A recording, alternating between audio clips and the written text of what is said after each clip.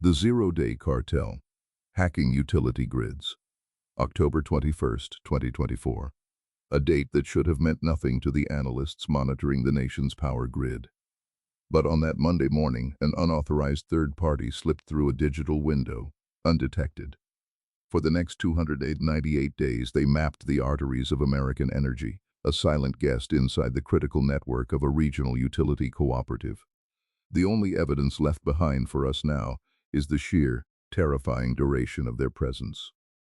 How does an intrusion this deep, this persistent, go completely dark, hidden inside the systems that keep the lights on? The answer lies not in the final ransomware note, but months earlier, in the hidden exchanges of the Zero-Day Cartel. The digital clock in the forensics lab flickers, finally stopping its silent count. 298 days. The discovery was accidental, a routine patch audit tripping over an anomalous connection to an outdated supervisory control and data acquisition server. The initial breach was clean, sophisticated, suggesting not a smash-and-grab hacker, but an architect. This quiet access is the hallmark of the cartel, the shadow supply chain dealing in digital ultimate weapons. These are not just vulnerabilities, they are the specific undisclosed flaws, the zero days, that vendors don't even know exist. They are the most valuable commodity on the dark internet, sold to the highest bidder, often state actors or organized cybercrime groups ready to pivot from stealing data to seizing control. The pressure to deploy these exploits is immense. Look at the threat reports from mid-2024. Ransomware gangs were prioritizing speed, racing to exploit newly disclosed vulnerabilities before they could be patched. But this utility compromise wasn't about speed. This was about patience, suggesting the buyer, the cartel operator, had access to an exploit so valuable, so pristine, they could afford to let it sit dormant for almost a year. The goal wasn't noisy data theft. The initial threat actor claimed a breach but offered almost no details about what they took, signaling a focus on operational disruption. The physical manifestation of this discovery is the network map, glowing malignant red over the cooperative structure. The investigation immediately hits a wall. The IT network, the corporate side, looked clean.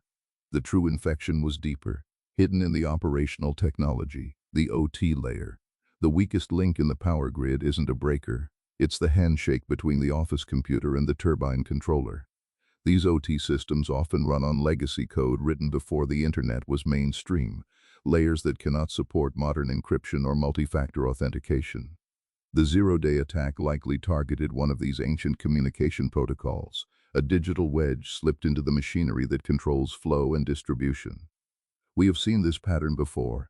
Think of the corporate failures that cascade into systemic risks, security culture decaying until a critical failure becomes inevitable. The threat actor who bought this exploit wasn't just a hacker. They were the end user, part of an organization large enough to leverage this deep access. We must trace the purchase. The zero-day was sold through a structured market, an underground economy with multiple layers of separation between the person who coded the flaw and the one who ultimately used it to open the utility's door on October 21st, 2020. This separation is deliberate, designed to shield the manufacturer from consequence. When you look at similar, high-profile corporate compromises from earlier in the year, they often involved initial, smaller access points, a successful phishing campaign, a leaked credential. But this was different. This was surgical. The criminals needed a key that granted them administrative access to systems that manage physical processes. To understand the attack, you can't just look at the arsonist. You have to find the chemist who sold the accelerant. The investigation team now works backward from the discovery date, trying to reconstruct the 298 days of silence. Every action taken by the unauthorized third party during that time must have been masked perfectly. They weren't just hiding. They were mimicking normal system behavior, moving laterally, escalating privileges until they could reach the industrial control systems. This suggests the zero-day exploit was multi-stage.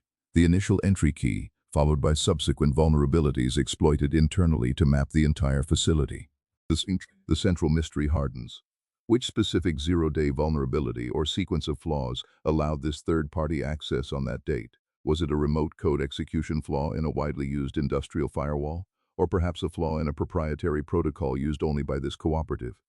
If the vulnerability was previously unknown to the vendor, it means someone somewhere manufactured it and sold it on a dark market, receiving a massive payoff for selling the digital equivalent of military-grade weaponry. The cartel's architecture is built on compartmentalization. The exploit manufacturer sells the weapon.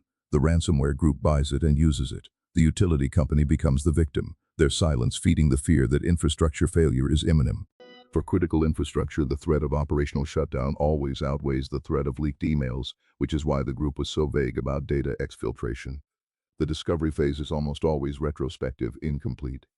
The moment the intrusion is spotted is often the moment the attackers decided to stop hiding.